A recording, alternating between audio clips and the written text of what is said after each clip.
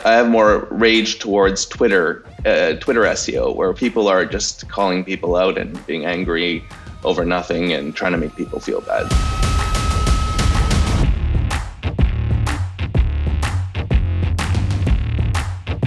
All right, our guest today is one of the top SEO minds on the planet. You may recognize him from one of the best YouTube channels out there for marketers, which is called Ahrefs. It's also a great company, and he serves as their VP of marketing. This person has an insane amount of knowledge about content and search engines. So if you're looking to level up your content SEO game, this episode is definitely for you. Excited to welcome in Sam O to the podcast. Sam, how's it going today, and what's on your mind? It's going great. Thanks for having me. What's on my mind? Not much. It's Friday, and so just kind of winding down the week, and yeah, excited to be here. Well, let's start with some origin story stuff.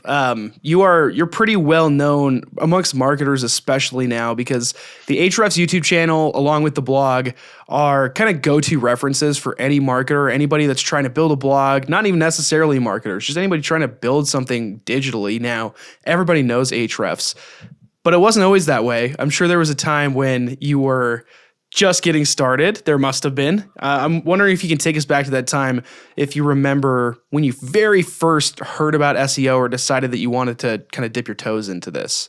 Yeah, so this goes back to, I guess, 2009. And I was just like a fresh grad, and I was in financial advising.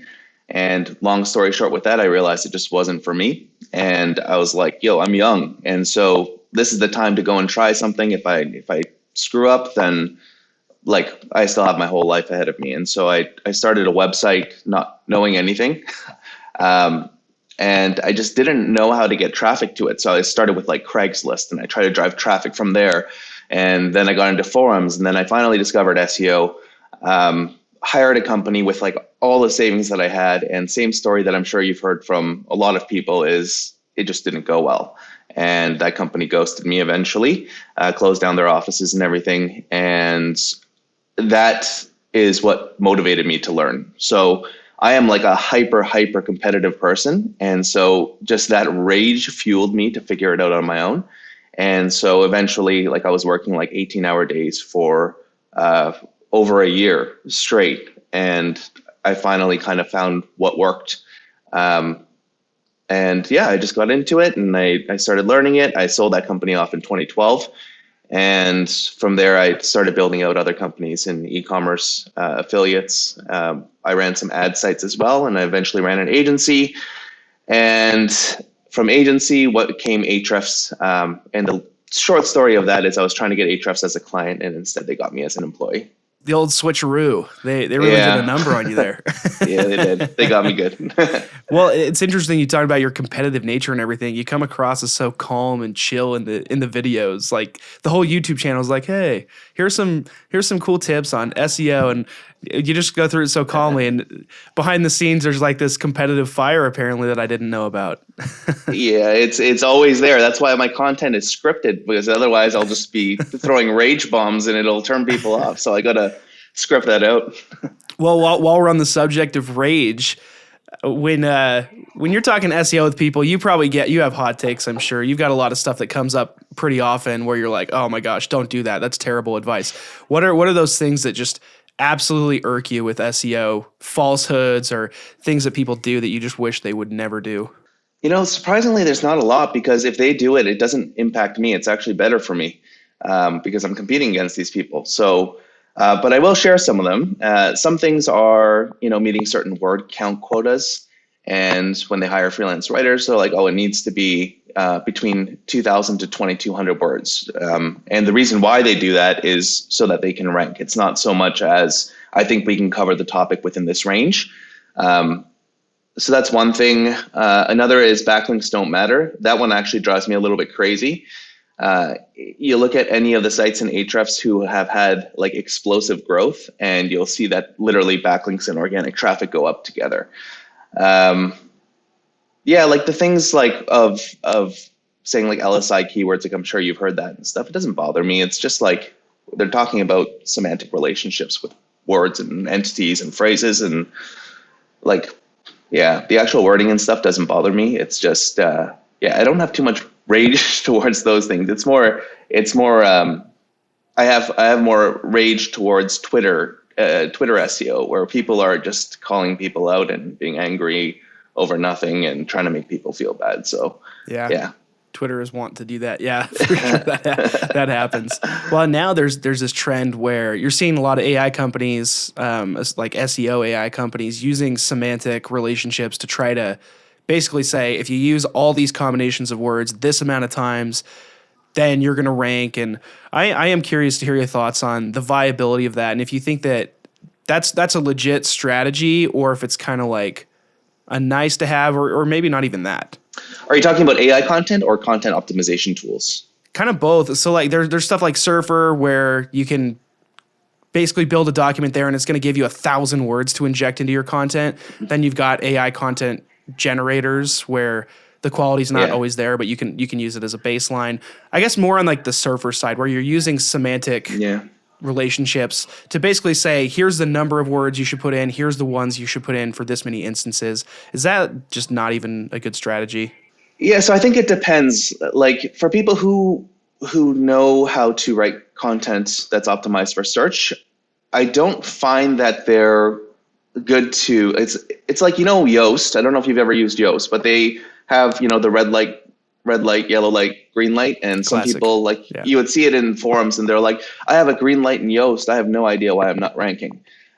Same idea. Like just because you have a certain score, it doesn't mean that you're going to rank. I think that it works well for freelance writers who may not necessarily have experience in SEO. So if there's an SEO team that puts together a content brief and says, hey, we want to cover these subtopics, there are some other words in the sidebar that you can see that might help you to cover the topic in a full. Don't feel obligated to force these words in there. But it's just as a guide. And so I find that as a guide, sometimes you will find some decent subtopics. But the whole idea with the word count thing, I'm personally not for that. Same with density. And yeah, so like I think people who are trying to use it as a cheat code to rank higher in Google, I don't think that's a good route to go. Because there tends to be over optimization, and also your content, if you actually put in every single word the number of times they tell you to, I don't think it's possible to make it sound good.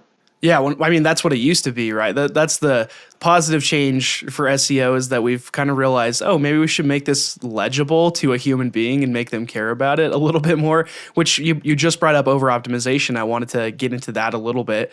There is a temptation to use tools and your own wealth of knowledge to try to hack everything together. You mentioned cheat codes as well. The ultimate cheat code really for any marketing is just doing really good research, doing really good work, spending a lot of time editing, writing really well. Like there's not really cheat code outside of the work, but the over optimization thing is, it used to be a huge deal with keyword stuffing and everything. Now it's gone the other way where we're just trying to find non-keyword stuffing ways to over optimize. How do you think about that? And what's the line there? How much is too much when you're working on a video or an article for Ahrefs? How do you know where to draw the line and say, okay, you know what, this is good. We don't need to go further than this. It's good. Yeah, so I think for us, we don't use content optimization tools right now. We have, like, everyone who writes for us knows how to write for users and search. And in terms of drawing that line, we have a very, very tough review process. So everything is peer edited. So my video scripts are peer edited. All the blog posts are peer edited. And to that person, if it sounds like, why are you saying that here? Like, it's clearly a keyword. Like, we'll call each other out and we'll just say, like, unnecessary. Like, are you trying to stuff keywords? Like, what's going on here? Like, it just doesn't make sense. Or this. So like for us, like, it's the most important thing is that people actually understand what we're saying and they can take something away from it. So with my videos, for example, I keep things as basic as possible. And basic doesn't necessarily mean that someone who's in an advanced area can't learn something. But if we just try to sound smart and only appeal to the top 1%, top 5%, then the 95% of people who are actually watching or reading our stuff is going to walk away and say, I didn't get it. And that was a waste of time. And so for us, Flow is very important, and sometimes that comes at the sacrifice of including certain parts that an optimization tool might tell us, that some data in Ahrefs might tell us. And the thing is, we can always update that stuff if we need to. And so, yeah, like I find that, to answer your question, I think peer reviews really help in that process, because like with our content process, like we're very straightforward with each other, and we'll tell each other like, I don't think this makes sense. It's hard to follow. Why don't you try to do this, this, and this? What do you think? And then the person who's in charge of the content will go and reevaluate. And we all, I think, have the same drive to always publish the best that we can. Ahrefs kind of has this reputation, like kind of like a HubSpot, where content's used to drive a lot of business. For the, like, content clearly has a purpose for a company like Ahrefs.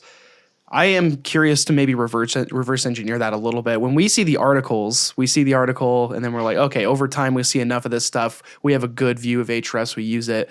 But for you on the company side, content marketing wise, what is your goal for each piece, and what do you actually expect? Are you expecting that each article is actually going to directly drive new customers, or how do you think about the long tail of those pieces of content, or even a video? Well, I think for us, the number one thing that we look at is business value. So someone searching for, how to do keyword research. When you do keyword research, you need a keyword research tool. We have one of those. And so naturally, we use that tool as well. And so naturally, we have to recommend that tool. And so if in that case, in order to accomplish what the searcher is looking for, what the viewer is looking for, if we can naturally and organically integrate our products in there, then there's immediate value for us to do that. Do we expect them to convert immediately? Absolutely not. The life cycles are different for everyone. There might be people who are coming in from enterprise level companies, and they just want a specific feature. They're not going to go and necessarily read our content. They already know about us, and they're just unhappy with their other service provider, and so they're looking for different options.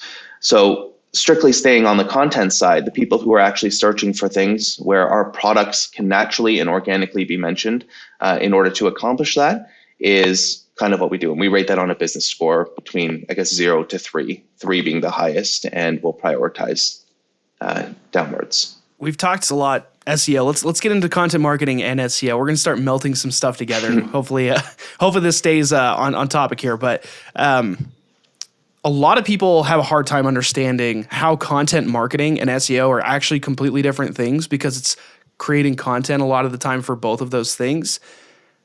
Do you have an easy framework or just way of explaining this to people? What's different between these things? Yeah, so I think by definition, SEO is the process of optimizing your website or your web pages to be more visible in Google search. And as a result, that leads to more organic traffic. But SEO is also multifaceted. So there's the technical side of things, where you might be optimizing for page speed, or you might be optimizing for the local pack, in which case that's not like your actual pages that you're optimizing for. Whereas content is about creating and distributing content to a very clearly defined audience with the goal of driving profitable action.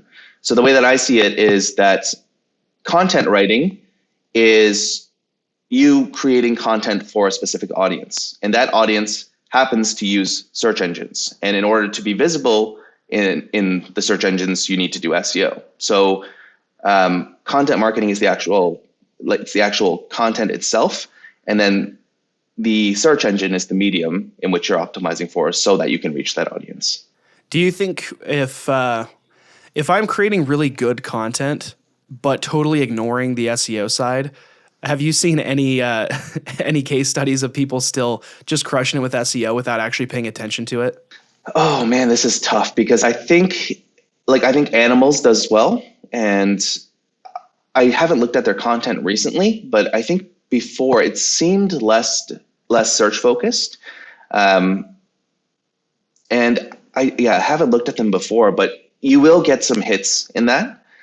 But naturally, there are going to be times where you're just not matching the intent of the searcher. And no matter how many links you have, no matter how good your content is, it's if it's a competitive query, it's going to be tough to rank. And so the good thing about that, though, is that if you create it that way in the beginning, you can always optimize it for search later. You have the hardest part, which is the links, and you have the content, and it's just a matter of kind of repositioning it to match the searcher intent better. So to answer your question, I don't really see that. Like most successful companies that I see doing well in search, I'm actually working on a case study right now on Veed.io, and they have like exploded their search traffic. It's insane, but you can see that there's clear intention from structure, from content and links, and those are usually the case studies that you'll see.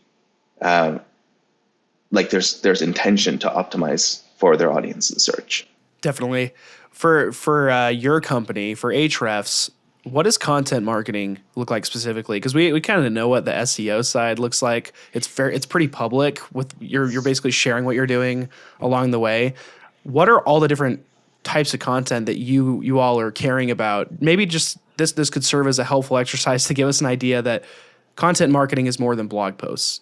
Yeah, so we do it through Twitter, so we have Twitter threads that go on, but this is always pushing back to our blog posts because if you think about our content, our main content, which is our blog posts and our videos, they are always designed with, or they always have business value at the forefront of our content creation. So these will naturally, I'll use this word loosely, but sell the product. They'll feature the product and people will see, oh, like this can improve the quality of my life.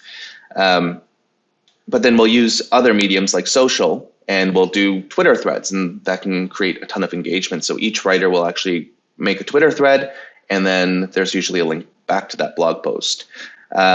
With video, it's a little bit different. So I have done YouTube SEO, and we rank, I think, in the top 2 for nearly any query that's important to us. But then also I'll do the video SEO side of things to rank our videos in Google. And getting away from that, we also, because we have a lot of customers, a lot of free users as well, we have an academy where we're training people how to do SEO, how to use our tools better. And that content is helping to also tip people over the edge too. Like, what does Ahrefs really look like in my life? Well, I just watched this course on, I've been using Pinterest this whole time to generate traffic and my email list. Let me take this beginner's course to SEO, and they see it. And you are taught how to do SEO, but naturally when you do SEO, it's so much easier when you have tools behind you. And so those are featured. And again, that's just business value again inside this content. And so everything leads back to our product because we believe in our product. We believe that it is the best out there. And so we use it every day. So why would we not recommend it? I feel like even if I wasn't working at Ahrefs and I was creating similar content, it would pretty much be the same as it is now. If you were working on a brand new product or a new service or whatever, and you didn't have that reliability of knowing my product's really great, you mentioned you kind of do similar things if you're creating your own content, but what really would that look like if you were kind of starting from scratch and couldn't rely on the brand so much or the quality of the product, but you were still trying to use content to grow? How would that be different than maybe what you're doing now? Specifically on the content side? Correct, yeah. Okay. I think a lot of this just comes down to keyword research and link building. At least in the beginning, especially for newer sites where you don't need to worry as much about technical. Like I would just go with keyword research, good internal linking structure, and then just build links so that as you build those links, the link equity just flows through to the pages. So basically, like if you have a section on, let's say you have a golf affiliate website, and you build links to things on like how to hit your driver farther. And then you might have one on how to fix your driver slice, how to fix a driver hook. And you cover all of these different topics, and then they're linked internally as needed. And then as you build links to these pages, then all of those pages that are being internally linked to are going to benefit from one another. And so it's more structural from a content side of things.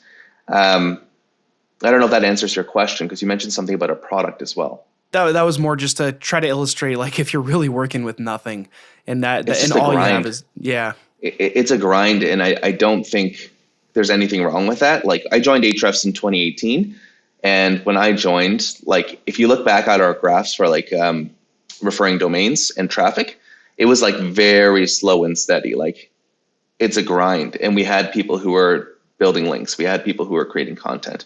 So even at that time, a 7-figure company or eight-figure company, I think at that time, low, we're still just grinding, and like people don't want to do that, and people, yeah, feel like they don't need to, and that they have some secret code to like bypass this. But like, especially if you don't have a good product or any product, it's just a grind. And I haven't seen something that is repeatable.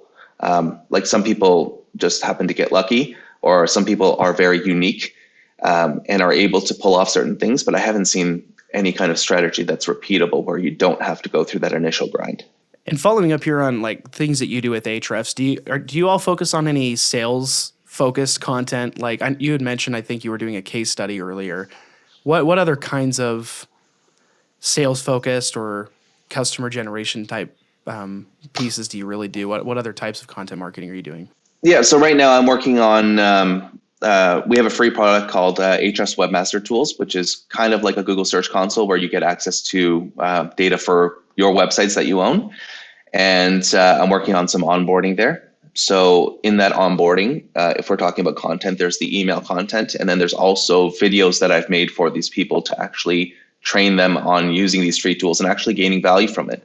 Because if you think of Google Search Console, I don't think they really provide you any kind of training. They just kind of throw you in there, just make sure you verify your site, and then you got to kind of figure it out yourself. So with AWT, something that I've done, so I've finished creating the content. Actually, it's just not up yet. It's going to be like, we'll call it like exclusive content just for AWT users, where they can get onboarded and actually know what they can do day in, day out, and get value from our tools. Yeah, I really just asked that to try to put the focus on the fact that content marketing is more than blog posts, and I think that's a common misconception that people have. Whereas with SEO, maybe you go super deep on a couple of different formats. With content marketing, you go super broad on a lot of different things that your business might need. Hopefully, you're doing things that actually have business value, like you have mentioned. But that can be difficult to know what's actually valuable to the business. Earlier on, when you had started at Ahrefs, were there initiatives that were happening content wise that you cut out because you felt like, I don't know if this actually drives toward any goal? At the time when I joined, so I still think that I'm one of the earlier hires at Ahrefs. So at that time, things weren't as clear in terms of strategy and direction. But over time, we have cut out certain things. So we've tried YouTube ads. We still continue to do it, but we've scaled it down significantly. We may scale it up again if we have another idea, a different approach. We went pretty crazy with podcast ads at one point, and we've scaled that down, not because it's not working. The thing with Ahrefs is that we don't measure a lot. And so like we don't use Google Analytics. And so a lot of it is just about common sense. Like, is our revenue going up and to the right? Oh, good. Okay, well, let's just keep doing what we're doing. Or like, are people happy with these podcast ads that we've done? Yes. Okay, well, it looks like people are discovering us through podcast ads, and we'll see it in some of the feedback in our registrations. So like I can't think of anything off the top of my head where we're just like, let's cut it. Like, there are certain things that we won't do for ethical reasons, and it's things that other companies are fine with doing. It's just that we choose not to, and we'll stick with that, even if that means potentially losing some revenue. Any examples of what those things might be? Yeah. So, for example, bidding on your competitor's brand name, that's not something that we'll do. And it's just something that we just don't believe is a good practice. And even though our competitors are doing it to us, we won't do it back to them. So we haven't done it, and at least not intentionally, because I know with Google Ads, like they can choose how they decide to target, but we've never directly done anything like that. And we don't have any kind of like tricks where, we'll tell you to do something and we're like, haha, gotcha. Now you got to do this. Like, it's not like that. So, and there are a lot of like, I know that sounds like I said it sarcastically, but No, I know what you mean, in though. a more subtle way, I think, yeah. Yeah, no, we've all seen that stuff for sure. Well, yeah, the brand has got a great reputation, and a lot of that is because of the value you've given through content. How have you thought about mixing the value of just the knowledge that y'all have, but mixing that with product focus as well? Because you're not doing this for no reason. You are still trying to grow the business, right? Do you have I don't know, just maybe a framework or just a way of thinking through how much value versus brand needs to be focused in the content, or is it really just as simple as what's going to make the best piece of content? Yeah, and I think those two things are connected. Is that the brand, a lot of the brand's reputation is because of the value that we've given. So whether that's through the product or through the content or both, I feel like that's just connected. And so for us, we're always focusing just on value. I don't think there are times where like, yeah, let's do this because like our name is Ahrefs. Like, it's more just like, let's do this because I think people will really find value in this. They'll find it enjoyable. And if it's going to help people, even if it results in like no increase in revenue or whatever, like, let's do it. So for example, the AWT or the Ahrefs Webmaster Tools onboarding, what we have in place right now is bare minimum. Basically what Search Console has been doing. And I was thinking, I was like, well, I feel like we can, like, we get so many registrations every week. And if it performs well, then, the conversion rates will go up from Webmaster Tools to paid customers, or the usage will go up. But even if it doesn't, who cares? Because people are going to start getting more value from it. And so I think that's just kind of the mindset that we have is, there's a self-risk analysis. Like, is this worth the time? Because we're pretty lean. And if the worst case scenario is that people will just learn something and get value from it, that's a great worst case scenario to have. And I think, as you mentioned, that just improves the brand's reputation over time as well. With a product like Ahrefs as well, something I want to touch on, I would never say that's a complex product. Like, I don't think that it is hard to use, but everybody kind of knows there are a million things that you can do inside Ahrefs. Mm-hmm. There are so many different directions you could take, lots of tabs, lots of things you could explore, lots of ways of looking at things. So that's one extreme where, okay, we got a lot of content to work with in terms of educating people on how to use this stuff. But then there's this flip side of if you have another product that's really simple, does one thing, maybe you would feel like I don't have enough content to really push the product too much or mention the product too much in there because I only have like 2 or 3 core topics that really could apply. How would you think through that if you were in a position where you had a really simple product but still wanted to rely on product content marketing? How would you think about getting creative with the keyword research and actually having a storage house of good content to use for something so small? That's a really great question. I think it's so dependent on what that topic is, because sometimes it feels like there's not much around a topic, but in fact there is actually a lot. And sometimes you have to kind of go shoulder. So I don't know if you have an example of one in mind. Like, would you consider a video editor to be like, let's do like, let's say it is a simple generator that tells you, I know you like golf, so let's stick with that. I'm not much of a golfer, but we can do this example. So it's a generator that basically you put in a little bit of quiz information and then it'll tell you, oh, this is the kind of putter you should use. And that's like literally the only thing it does. That's the product, right? Right. Is there what could you do with something like that that's super small? But putting is huge. Right. So I'll give you an example that I think this is a big industry, but they do it so well. Like the travel points, there's, the points guy, NerdWallet, they do all this stuff. I can't remember. I think it was the points guy before they were acquired. But what he did really, really well was he would talk about everything related to credit cards, but it would somehow go back to one of their money pages on the best credit cards where you'd have to sign up and they get paid an affiliate commission. So going back to the putter example, if you were to enter in, like, your product is a quiz where you answer a series of questions and then it says, this is your putter.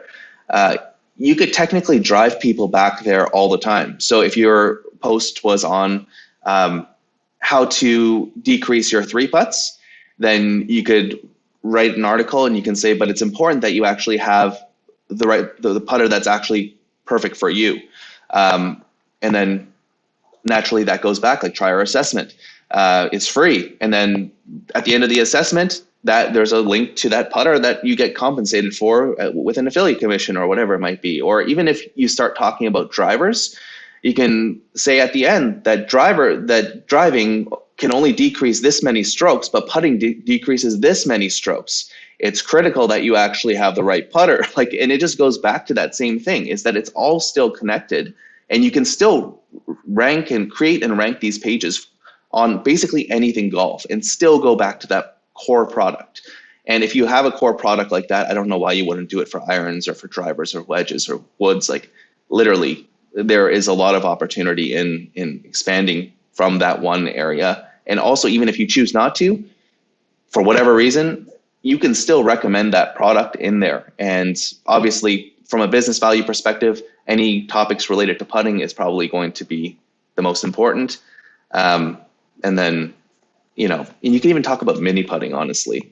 I've seen people take their own putters to mini putts. And so why the heck not? I don't see why not. Why not? Yeah. Well, that for me, that kind of begs the question of how adjacent do you get to the topic, or how broad are you willing to get with the SEO for something small like that? Do you allow it to go, your topics that you allow yourself to go to, do you allow it to be as broad as golf in general, or is putting the most broad? Where would you draw the line there? Yeah, so I think let's assume that this is a brand new site and you just have that one product and you have nothing else. I would start with just putting, and I would cover absolutely everything that I can related to putting and focus on building a good structure for that. And then I would focus on the next topic. So if this is going to be driving, sure, then we'll talk about drivers. And for a site like that, where you don't have to pay to use that free assessment, I guess this is just a hypothetical and we're kind of put on the spot here, but yeah, I don't see why we couldn't just create that same tool for a driver. And then I would just do the same thing with driving. And then basically you're niching up is what's happening. And I feel like that works. If we think about it as a flow chart or as some kind of hierarchy, is that we're at the bottom and we have putting here and golf is way up here. I guess you can't see that on the screen, but yeah, we have golf way up here. Yeah. And then, we can go from putting, and then we can have drivers, and then we can have this. And then the thing that branches down from putters might be tutorials. It might be equipment. It might be this. And we just kind of go down this way. And then once you just kind of realize I'm kind of at a dead end now. Okay, well, let's look at the top. We're talking about golf related stuff. What's next? Okay, well, we have drivers. Okay, well, then we'll go and do that. And this is all connected. And then eventually you can start getting into golf courses and whatever. It takes time to go that way. And some people will be I only want to talk about putters, and they stop there, and that's fine. That's up to them.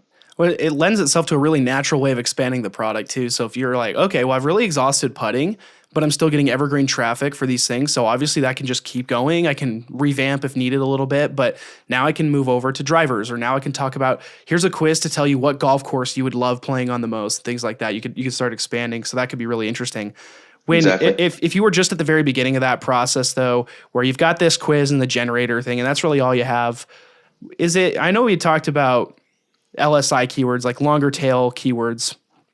Would you go the route of, I'm going to stack a ton of these on top of each other, try to write really good content on smaller volume things, lower competition things?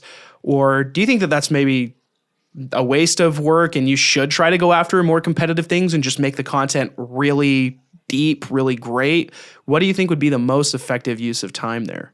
Yeah, so if we're starting from a new site, I would recommend starting with lower competition stuff, just because you probably won't be able to rank. So putting is not really that competitive, but let's say, for example, web hosting, which is insanely competitive, I would start with much, much, much, much more low competition stuff, because you need to start building authority to your site and to your pages. Because if you're going to use internal links to try to rank for best web hosting, internal links alone is probably not going to get you there, and you're going to need to build links to that. But the thing is that you actually have internal links at some point. So you might have a data study which is designed to generate links. So sorry, I'm going to go back a step here. So I would start with the low competition stuff. Start gaining some traction because you're going to need money eventually. And start ranking those things. And then I would probably go to more link baity stuff to try to actually earn more links. And that kind of stuff can also be changed and updated too to match search intent. So that's kind of something that MacRumors does. Do you ever read MacRumors? I have before. Maybe for the audience too. Could you, like, when you say link baity, are you saying articles just with more like link type attracting headlines? Are you talking about infographics? What kind of assets do you think are viable under that category? Yeah, so I think unique data works best in pretty much any industry. So for us, because we have so much data, it's easier for us to get access to that. So for example, like we studied, 9 million URLs and found that X percent of thing get the featured snippet because we have all that data. And naturally, anyone who's talking, like people love to include stats in their post, right? And so naturally that page, anything related to featured snippets, people will reference that post, even though it's not discoverable in search so much, and they'll link back to it. And then that page on the data study, it's not targeting a keyword or anything like that, but it'll start to generate links and authority, and then we can use internal links from that page to pass them to more important, more competitive pages. So when I'm talking about link bait, like it can be in so many different ways. Like I don't personally like going for trendy stuff because maybe it's just because I suck at that stuff, but like it fades though. Like it does, right? Like the links come and then it'll flatline. Whereas like if you look at any of our data studies, the links it goes up like crazy and then it just keeps going up and it just keeps continuing to generate, we'll call it authority or power or whatever you want to call it. But data studies don't necessarily need to be at that scale. So I made a video on MacRumors and what they do, and all of their roundups are link bait. So they're just really, really, really good at researching. And so they find out what new features might be added to an iPhone, and then they execute really quickly because the thing is that information is scarce. Nobody really knows about it, but they have their own systems, I'm sure, in place to actually research this. They know which analysts to follow. They know where to get that information quickly, and then they publish it. And then basically every big publication who's covered Apple, which is everyone and anyone, is going to start linking back to them because that's what happens. And then what you'll see is once that product is released, so like the iPhone, I don't even know what we're at now, is released, the links stop. It goes from this with the rumors and then it stops and then it goes like this. But the thing is that they've built up so much authority by that point is they just update the content to be a product review and then they rank for queries like iPhone 13. And I think it was iPhone 12 or iPhone 13. They have more referring domains than Apple's page does. It's crazy. That's insane. Yeah. Man. Well, we've talked a lot about Google SEO, like a lot of search stuff. I know video is really where it's at for you right now too. You obviously do all the videos for Ahrefs, so maybe we dive into that just a tiny bit. Starting at the beginning here, for somebody with a non-existent channel or a channel of 10 subscribers or something, maybe you could take us back to a time when Ahrefs was smaller and how you thought about what types of videos you should actually make. Because now you've walked through, for a smaller blog, for example, this process of go for lower competition, find what's really going to work, create great content, and then sprinkle in some link baity stuff too to get your authority up so that once you do create the more knowledge-based stuff, it actually can rank. For SEO on YouTube, a little bit different. You also have some stuff in search happening for video SEO. Where would you start? How would you think about the types of videos you should be making at the start when you have no traction? Yeah, so much like Google SEO, if you have no traction, it's a grind. And I've started my own YouTube channel. I started my own YouTube channel a while ago, and I think I grew it to like 3,000 subscribers or something. And that was through just like shorter videos. I had no clue what I was doing, to be honest with you. Even when I joined Ahrefs, I wasn't even sure I was going to be doing YouTube stuff. And I knew that Tim wanted to create videos, and I gratefully inherited a channel that had 11,000 or 12,000 subscribers when I started. So there was an audience. Also, I had the brand of Ahrefs behind me. So if I were starting fresh, I think the fastest way, without going viral, because I don't do viral content, and I think at least if your audience is more B2B, if they're working in like with a B2B audience, SEO, honestly, I sound like I'm clanging a gong about SEO here, but it's like I say this because I've experienced it, and I don't know of another B2B brand that has done it another way. But anyway, SEO is probably the best place to start, because people who are looking for your products and services, they're not looking to be entertained necessarily. They are wanting to learn about how to do something, how to accomplish a specific process or procedure, and they want to see where or they want to learn from you. And if your product can deliver, or if your content can deliver and your product is integrated, then naturally they start to subscribe. And it's basically like this slow and steady graph kind of thing. So I think the best place to start with no one and nothing is to create a comprehensive series. And the reason why I say that is because when I first started my own personal channel, like way back when, do you remember Market Samurai? I do not. No. Okay, so it was a keyword research tool way back when. And I created a tutorial series on it. And don't look for it because it's awful. But like I created this tutorial series on it, and I was trying to make an affiliate commission on it. I just wanted to see what would happen on YouTube because I hadn't really used YouTube that much. And I created a whole bunch of other videos which I thought were better. But for some reason, Market Samurai, those videos were the ones that got watched the most. They continued to get watched the most, even though the tool became somewhat irrelevant over time. And the thing with series and the way that YouTube's algorithm works is a lot of it is based on session watch time. So they want you to stay on the YouTube platform for as long as possible, probably because the longer you stay on, the more money they make. And so when you're creating a series, there's always a natural next video, except for the last video.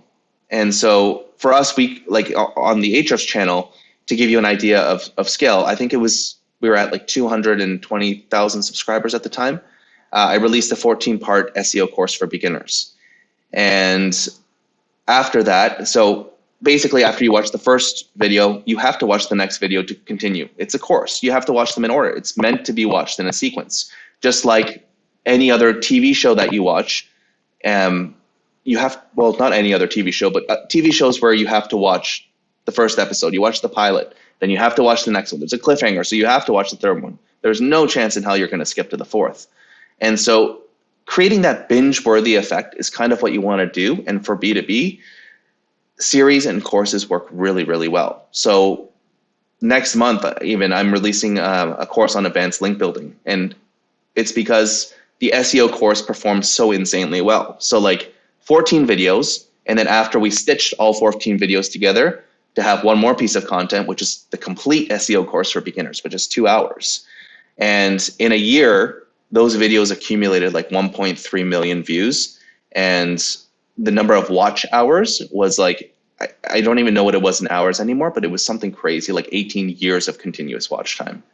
And again, all business value, like our products are being taught in that. And so for me, I was like, why don't I just do this more? But the thing is, this also applies to when you're first starting out. Sure, you might not get 1.4 million views in a year on, a small topic, relatively speaking, on YouTube, but you're creating an experience for people to binge on the next piece of content. And as that happens, number one, from a user perspective, they start to trust your channel, assuming your content delivers. They trust you as a creator. They subscribe, and they continue to watch other videos that you publish. From the algorithmic side is now you've built an audience, and YouTube knows, oh, like who should I promote this video to? Similar audiences to the people that are watching this video. And then it starts to snowball kind of like down until eventually people stop watching. And then that's when your promotion kind of stops. Like YouTube is a different beast. And it's harder to game, I think. But yeah, I don't know. I kind of went off on a rant there, and I No, apologize. But I think that's super interesting. Yeah, YouTube is definitely different. It's not amazing for pure discovery like a TikTok, but it's really good on the search engine side, and probably I think in a lot of ways, maybe if not in all ways, is probably a better search engine than Google at this point. It's pretty good. Like you can find pretty much anything you want, but the idea of a comprehensive series is really interesting. I think the one roadblock that people listening may have is like, okay, cool, but if I dedicate to creating a 15-part series, it's a lot of time. How do I know or have a really good inkling at least that I'm speaking to a starving market, that my audience is actually hungry to binge this type of stuff? How did you know for the basic SEO series or for this advanced link building series that you're building? How do you know that that's going to be received, or at least have a good enough inkling that you're like, okay, I'll invest 20 hours to do this? Um, Everything in marketing is a hypothesis, right? We don't really know for sure what's going to work. So we have data, which is helpful, and we can try to draw insights from those data and try to validate through other sources whether there's a good chance. So a lot of that comes down to your marketing experience and your ability to understand data. So with ours, we had channel data because I knew that people watch our keyword research and our link building videos. I know that people watch our SEO for beginners videos. So why not just package this up as one thing where you're meant to watch it in a specific order? It's not just you're there just to watch something on keyword research. The link building one, this is okay. So this is this is stupid, but it's going to sound stupid, but I'll tell you anyway. So I don't know if it's going to perform well, and I don't really care because I still think that there's value in it for people who want to get away from these, typical link building tactics like, broken link building, guest builds. I'm not saying any of these are bad, but they're very formulated. But link building, that's why so many emails that we get are so spammy with outreach, because they're formulated in a specific way. And it's just the way that the design or the tactic is designed and the way that it's been taught for so many years that people can't seem to break away from that. So I think I'm happy with the content. And the way that I decided, like, I think this is necessary is some feedback that we've gotten from customers. They're like, we want to learn some more advanced link building stuff. When people often introduce me on a podcast or at a conference or whatever context it might be in, they often talk about link building. And so I was like, oh, that's interesting. Like, I love link building, but I would have never said that, that's my niche is link building. I only do link building. And so I was just like, oh, this is interesting. Okay, well, why don't we up the game a bit and try to simplify what advanced link building might look like and how organizations can use that. So that's kind of the reason for that. So the way that I see it is, should I invest 20 plus hours to create this course? If there's demand for the topic, the worst case scenario is you pay for YouTube ads and it's insanely cheap. Like, you'll be paying maybe 5-6 cents per view. But the thing is, with YouTube ads, there's a metric called earned views, which means that they watched the video and then they clicked on another video of yours. That gives you a clue whether they're actually wanting to continue to watch the series. If you're not getting those metrics, then you just have to have an honest moment with yourself and say, does my content suck? And sometimes that happens, right? To the best of us. And so, yeah, like I feel like if there is demand for the topic on YouTube, just do it. Like, worst case scenario is you've sunk some time, you've sunk some money, but if you don't do it, you just won't know and somebody else will. So that's the way I see it. Lots of important nuggets of wisdom in there. One of which that I want to bring back up was sometimes people straight up just ask you questions and tell you what they want to know about. And it doesn't always have to be things that you super expect. Like, link building may not be the number one topic on Sam's mind at any given moment. But if a lot of people are asking Sam about link building, it's important to take mental notes of these things and keep these questions in kind of a little stockpile so that you can go back to them. Because if people are telling you over and over again, I want to learn more about link building, even if Google search data is not telling you the same exact thing, there's still something to that. And I think that qualitative information can be super viable. I want to give you some time to chat about what you're working on and everything. My final question for you, I like to keep it pretty open-ended. What what's at the end of this, after everything we've talked through, what is on your mind, and is there anything that you wish we would have covered that we did not? No, I feel like we had a great conversation. I could go on for hours and hours.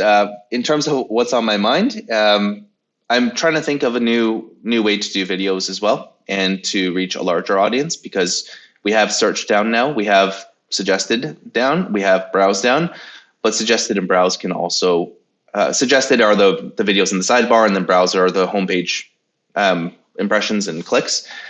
But yeah, I'm trying different formats where business value is still integrated into it, but in a different format. So for example, a case study, naturally, I did all of my research with Ahrefs pretty much. And I was surprised to see how much data you can actually get on a website when you dig deep enough. And yeah, that's just like, I think I'm just kind of blown away by Ahrefs the more I use it. And so for me, I'm just teaching what I'm learning. And as I do that, I think it's kind of cool just to see what the next stage of our YouTube channel will be. I think we're at like 300,000 subscribers now, 310 or something. But I want that gold plate, man. Like I got that silver one, the thing, and it's literally still in the box. Like it's not like I'm hanging it up and I'm like, I look at it and kiss it before every video. It's not like that. It's just like, but I just want that gold one because it's just like, I want it. And then, other than that, I'm working on the onboarding and just kind of looking through our product and seeing where we can have make some improvements and the processes within our marketing team. That's basically it.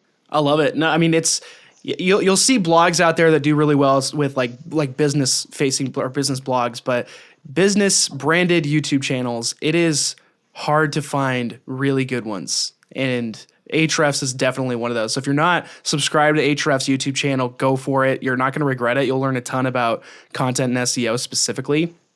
Also, the blog, if you're not already subscribed to that, go check it out. The blog's amazing. Everything is super detailed, in depth, really easy to digest as well. I think the question on everybody's mind at this point is, when are we going to see the Ahrefs TikTok account where you are lip syncing to Taylor Swift and teaching us how to use Ahrefs through dance? I considered it, and I have a list of ideas for different mediums like TikTok. I don't know if you'll see that from me. Maybe if we hire somebody that's cooler. So I say those dances for. I would love to get Tim to do it, but I don't think he's gonna do that. He's not gonna do that. Awesome. Yeah. Well, here's a chance for you as well, just really quick, to talk about anything else you're working on and chat through Ahrefs, personal stuff, whatever. Just let us know where you're at and where we can find you online. Yeah, I think I've already kind of touched on it. I basically just want more people to learn how to do things properly, genuinely. And the more people who succeed, if I'm a part of that journey in any way, if Ahrefs is a part of that journey in any way, wonderful. As for finding me online, you can look on YouTube and just search for Ahrefs, or I'm on Twitter as well. Sam SGOOH. So yeah, that's it. Awesome. Sam, thanks so much for coming on. This was enlightening for me, and appreciate you coming on here. Thank you for having me.